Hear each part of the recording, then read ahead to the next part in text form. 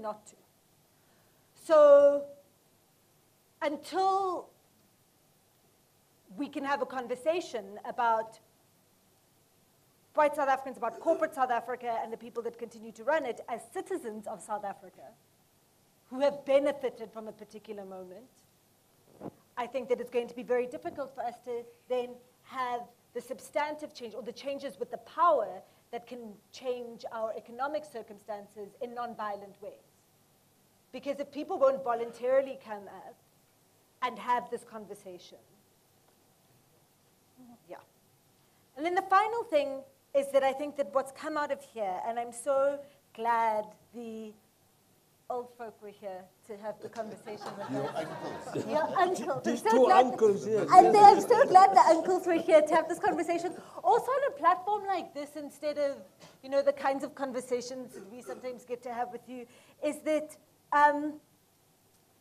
it's about looking back at our past and the choices that have been made in the past 24 years, 30 years, honestly, not dispassionately, because we're going to be passionate about it, obviously, and making a calculation and saying, well, this is what we gained, this is what we lost, or this is what we gave up.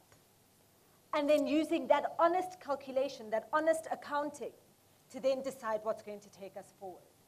And I hope that, you know, this panel is the first of many conversations that we have, but that we're then going to keep on generating this conversation and then responding to things, so that when there's an article that says Madiba caused OR stroke, that's no. And the thing is that these are very serious, you know, and these are, you know, myths are powerful, and the stories we tell to ourselves are incredibly powerful.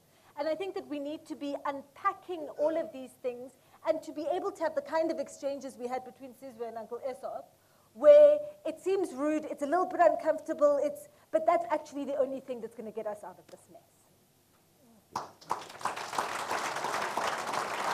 Well, thank you very much. And if I just briefly thank the panel, one of the things that I'm always asked about to British audiences is what do I think about the future of South Africa? And one of the things that always gives me hope is the incredible debate in civil society, the strength of civil society.